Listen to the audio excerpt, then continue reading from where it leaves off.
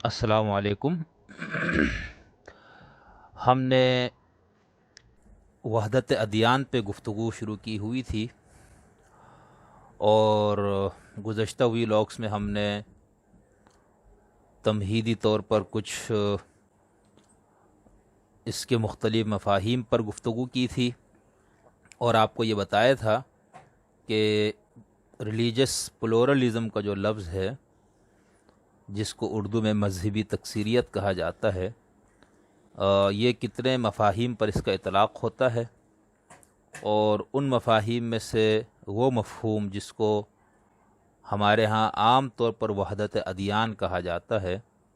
اس پہ بہت زیادہ اعتراضات ہے، اور اس کے ماننے والے جو کچھ اہل علم و دانش ہے ان کو بہت زیادہ مسترد کیا جاتا ہے، اور اس نظریے کی بہت پرزور الفاظ میں تردید کی جاتی ہے۔ اور ایک ویلاگ میں نے آپ کو یہ بتایا تھا کہ ہمارے ہاں اور خاص طور پر عرب اہل علم میں سے بہت ساروں کا یہ خیال ہے جو اس کو رد کرتے ہیں کہ یہ مغرب سے آیا ہوا نظریہ ہے، اور جان ہیک اس کے بانی ہے۔ تو ہم نے ان کے الفاظ میں بھی آپ کو بتایا تھا، اور اس کے بعد دو ویلاگس میں ہم نے اس پہ بات کی تھی کہ جو مسلم فکر میں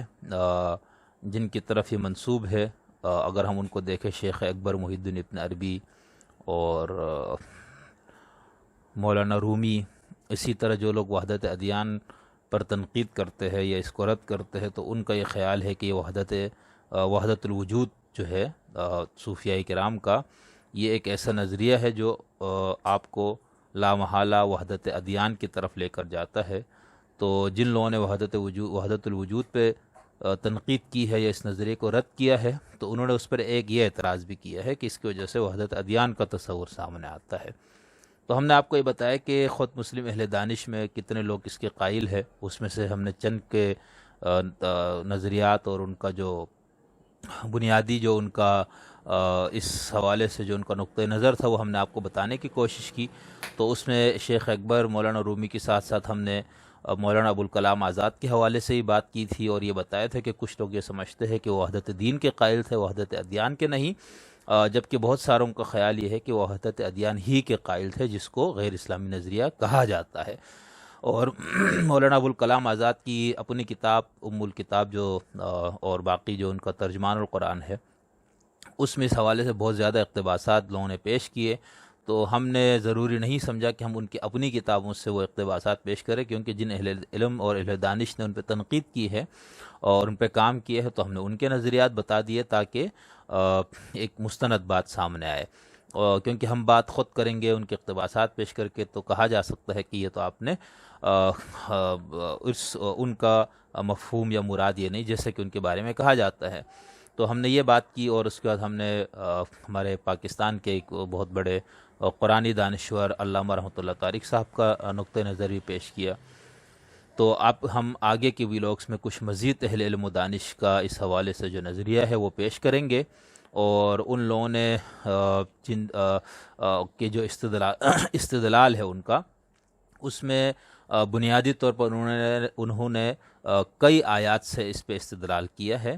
اور ان میں سے خاص طور پر جو معروف جو آیات ہے وہ ایک تو سورہ البقرہ آیت نمبر 62 ہے، اور دوسری جو ہے وہ سورہ مائدہ کی آیت نمبر 69 ہے، اور اس سے ملتی جلتی ایک آیت ہے جو کہ سورہ الحج کی آیت نمبر 17 ہے، ٹھیک ہے۔ تو ان تین آیات سے اور خاص طور پر سورہ البقرہ اور سورہ مائدہ کی آیتوں سے استدلال کیا گیا ہے وحدت ادیان پر، اور میں نے آپ کو بتایا کہ اس کے علاوہ بہت ساری اور آیات بھی ہے، یہ نہیں کہ صرف یہ دونوں آیتیں ہیں، اور بھی بہت ساری آیات ہیں جن سے استدلال کیا جاتا ہے۔ چونکہ زیادہ تر نے انہی دو آیات سے استدلال کیا ہے، تو ہم صرف اسی پہ فوکس کریں گے،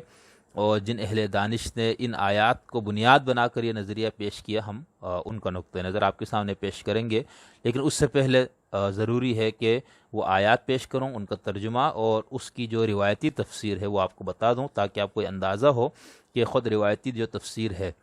ہمارے متقدمین کی اور جو وحدت ادیان کو نہ ماننے والے جو معاصرین کی اور جدید مفسرین کی، تو ان سب نے بھی اس آیات کو سمجھنے میں مختلف راہوں کا انتخاب کیا ہے، مختلف تعبیرات اس کی پیش کی ہے۔ اور چونکہ یہ آیات ایسی تھی جس سے یہ ثابت ہوتا تھا کہ اگر ان آیات کو دیکھا جائے تو اس میں تو سب مذاہب والوں کو بات کر کے کہا گیا ہے کہ وہ سب نجات و سعادت کے مستحق ہے، تو آج کی جو وی لاگ ہے اس میں ہم ان آیات کو پیش کرتے ہیں آپ کے سامنے، اور اس کا جو متقدمین اور جدید اور معاصر مفسرین نے جو اس کی تفسیر کی ہے وہ آپ کو بتائیں گے، اور وہ تفسیر پہلا ہم آپ کو بتائیں گے جو وحدت ادیان جس سے ثابت نہیں کرنا چاہتے لوگ، ٹھیک ہے۔ سب سے پہلی جو آیت ہے وہ سورہ البقرہ آیت نمبر 62 ہے۔ ان الذین آمنوا والذین ہادوا والنصارى والصابئین من آمن باللہ والیوم الآخر وعمل صالحا فلہم اجرہم عند ربہم ولا خوف علیہم ولا ہم یحزنون۔ بے شک وہ لوگ جو ایمان لائے اور وہ لوگ جو یہودی ہوئے اور جو نصارہ ہے اور جو سابئی ہے، جو بھی ایمان لائے اللہ پر اور یوم آخر پر اور اس نے عمل صالح کیا، تو اس کے لیے اجر ہے ان کے رب کے پاس، اور ان پر کوئی خوف بھی نہیں ہوگا اور نہ وہ غمگین ہوں گے۔ دوسری آیت بعینہ ہی اسی طرح ہے، بس فرق یہ ہے کہ اس میں سابعین ہے حالت نصب میں، اور جو سورہ المائدہ کی آیت اس میں حالت رفع میں ہے۔ ان الذین آمنوا والذین ہادوا والصابئون والنصارى، بے شک وہ لوگ جو ایمان لائے، جو یہودی ہوئے اور جو سابی ہوئے اور جو نصارہ ہوئے۔ دوسرا فرق یہ ہے کہ پچھلی والی آیت میں نصارہ مقدم ہے اور اس آیت میں نصارہ کو سابی کے بعد بیان کیا گیا ہے، تو کہا کہ ان میں سے جو ایمان لائے اللہ پر اور آخر پر، یوم آخر پر، اور نیک عمل جس نے بھی کیا، تو اس پہ نہ کوئی خوف ہوگا نہ اس پہ کوئی غم۔ تو یہ جو خوف اور غم والی جو بات قرآن کی جو ایک تعبیر ہے، یہ تمام مفسرین کا اس بات پر اتفاق ہے کہ یہ جنت سے اس کو تعبیر کیا گیا ہے، اگرچہ نظام کے قائل اور خاص طور پر علامہ غلام محمد پرویز صاحب وہ تو ان آیات سے اسلامی معاشرہ اور اسلامی نظام لیتے ہیں، لیکن باقیوں کے ہاں اس سے مراد جو ہے وہ آخرت کا دن ہی ہے، تو یعنی جنت سے اس کو تعبیر کیا گیا، جہاں پر نہ کسی قسم کا خوف ہوگا نہ وہاں پر کسی قسم کا کوئی غم ہوگا، ٹھیک ہے۔ تو دنیا کے اندر تو یہ چیز ابھی تک تو ممکن نظر نہیں آ رہی، تو اس لیے باقی مفسرین اس کو جنت سے تعبیر کرتے ہیں، اور پرویز صاحب جو ہے وہ جنت کے ساتھ ساتھ جنت ارضی، یعنی جہاں پر ان کا تصور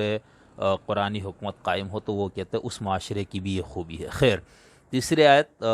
ان الذین آمنوا والذین ہادوا والصابئین والنصارى والمجوس والذین اشرکوا، اس آیت میں مزید دو گروہوں کا بھی ذکر ہے،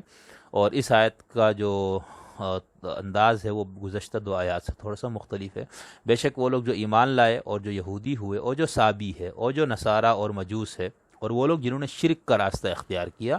بے شک اللہ تعالیٰ ان کے درمیان قیامت کے دن فیصلہ کرے گا، اور اللہ ہر چیز کے اوپر گواہ ہے۔ تو اس آیت سے کم ریلیجس پلورلزم کا وہ مفہوم ثابت ہوتا ہے کہ دنیا کے اندر ان سب کو جینے کا، رہنے کا، اپنے اپنے مذہب پر عمل کرنے کا حق ہے۔ فیصلہ جو ہے ان کے درمیان کون غلط ہے کون صحیح، وہ قیامت کے دن کیا جائے گا، لیکن گزشتہ دو آیات میں یہ بتایا گیا کہ ان میں سے جو بھی ایمان باللہ اور ایمان بالیوم الآخر اور عمل صالح کے ساتھ آئے گا تو وہ نجات و سعادت کے مستحق ہوگا۔ اچھا، ان دو آیات کی خاص طور پر جو سورہ البقرہ اور سورہ المائدہ کی آیات ہے، اس حوالے سے جو ہماری روایتی تفاسیر ہے اس میں جو کچھ بیان ہے، میں نے اس کو بہت اختصار کے ساتھ آپ کے سامنے پیش کرنے جا رہا ہوں، اور اس کی ضرورت نہیں ہے کہ رازی صاحب کی تفسیر سے ہے، نکت والعیون سے ہے، شیرازی صاحب کی تفسیر سے ہے، جامع البیان سے ہے، آپ ان میں سے کوئی بھی تفسیر اٹھا لے تو یہی اور اس سے ملتی جلتی تفاسیر اس کے اندر موجود ہے۔ اور ابن تیمیہ کی ایک کتاب ہے کچھ ایسی آیات کی تفسیر جو مفسرین کے لیے جن کو حل کرنا مشکل ہوا، تو اس میں بھی انہوں نے اس آیت کو شامل کیے ہیں۔ روایتی تفسیر میں ان دو آیتوں سے متعلق ایک تو یہ نقطۂ نظر ہے کہ یہ آیت منسوخ ہے، ٹھیک ہے، اور کچھ لوگوں کے نزدیک یہ منسوخ نہیں ہے اور محکم ہے، اور جو اس کو منسوخ مانتے ہیں تو اس کی ناسخ آیت وہ کون سی لیتے ہیں؟ وَمَن يَبْتَغِ غَيْرَ الْإِسْلَامِ دِينًا فَلَن يُقْبَلَ مِنْهُ، کہ جو اسلام کے علاوہ کوئی دین لے کر آئے گا تو اس سے وہ قبول نہیں کیا جائے گا۔ تو ان کو یہ لگا کہ بھئی اس جگہ تو یہود، نصارہ، صابی اور مومنین سب کے لیے کہہ دیا کہ ایمان باللہ، ایمان بالیوم الآخر اور عمل صالح کے ساتھ جو آئے گا وہ نجات و سعادت حاصل کر لے گا، تو ان کو تضاد محسوس ہوا تو انہوں نے اس کو منسوخ قرار دے دیا۔ ٹھیک ہے، جن مفسرین نے اس کو منسوخ کہا ہے انہوں نے وَمَن يَبْتَغِ غَيْرَ الْإِسْلَامِ دِينًا سے اس کو منسوخ کہا ہے، اور جو اس کو منسوخ نہیں مانتے تو وہ اس میں سے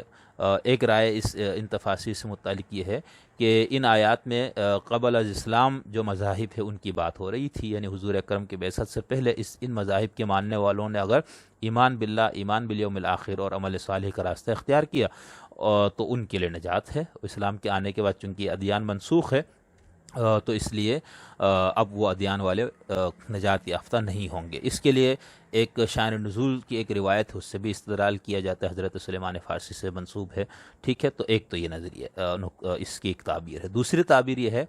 کہ یہاں پر ان آیات میں ان غیر مسلموں کی بات ہو رہی ہے جن تک اسلام کا پیغام نہیں پہنچا، تو یہ بھی کچھ مفسرین کی رائے ہے۔ اور تیسری جو رائے ہے یا تیسری جو اس کی تعبیر ہے کہ آمن باللہ والیوم الآخر اور عمل صالح کا جو لفظ استعمال کیا، تو بھائی ایمان سے کون سا ایمان مراد ہے؟ تو وہ کہتا ہے وہی فَإِنْ آمَنُوا بِمِثْلِ مَا آمَنْتُمْ بِهِ، قرآن والا ایمان، جو قرآن کو جو مطلوب ایمان ہے، جس میں اللہ نے قرآن میں جس ایمان کو بتایا کہ اگر وہ ایمان کسی کے پاس ہے تو ٹھیک ہے، پھر یعنی یہودی اس صورت میں ہادو، نصارہ، صابئین جتنے گروہوں کا ذکر ہے ان کے لیے ضروری ہوگا کہ وہ قرآن کا جو مطلوب ایمان ہے وہ لائے، اور وہ ہے محمد صلی اللہ علیہ وسلم پر بھی ایمان لانا، ان کی شریعت کی پیروی کرنا اور اپنے اپنے مذاہب کو چھوڑ دینا۔ تو اس صورت میں پھر وہ مسلمان ہی ہو جائیں گے۔ تو اس لیے اس رائے پر لوگوں نے کہا کہ پھر اس کے لیے ہادو، نصارہ کی ضرورت نہیں تھی، ان الذین آمنوا کہہ دیا تھا وہ کافی تھا۔ اسی طرح ایک اور رائے یہ ہے کہ جب آپ قرآن مجید میں مختلف مقامات دیکھیں تو کہیں پر صرف ایمان باللہ کی بھی بات کی گئی ہے، صرف آخرت پر ایمان کا، یعنی ایمان کے جو اجزاء ہے، ضرور نہیں کہ ہر آیت میں تمام اجزاء کا بیان ہو۔ تو اگر آپ یوں تفسیر کریں گے کہ اللہ پر اور آخرت پر ایمان اور عمل صالح سے نجات مل سکتا ہے، تو پھر وہ یہ کہتے ہیں کہ پھر تو بہت سے آیات میں ایک یا دو یا تین یا چار اجزاء ایمانی کا ذکر ہے، تو پھر کیا کیا جائے گا؟ ٹھیک ہے، تو اس لیے ان کا یہ خیال ہے کہ جہاں پر کسی ایک ایمان کے جز یا دو یا تین اجزاء کا ذکر آ جائے تو وہاں پر ہم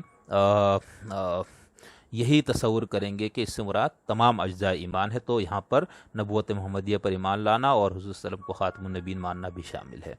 ایک اور رائے جو کہ علامہ طباطبائی نے کی ہے، ان کا یہ خیال ہے کہ اس آیت میں یہود اور نصارہ کا وہ جو تصور تھا لن يدخل الجنت الا من کان هودا او نصارا، کہ جنت میں تو صرف یہودی یا عیسائی جا سکتا ہے، یعنی گروہ میں جو آئے گا وہ جائے گا، تو ان کا یہ خیال ہے کہ اس آیت میں تو اس نقطۂ نظر کی تردید کی گئی ہے،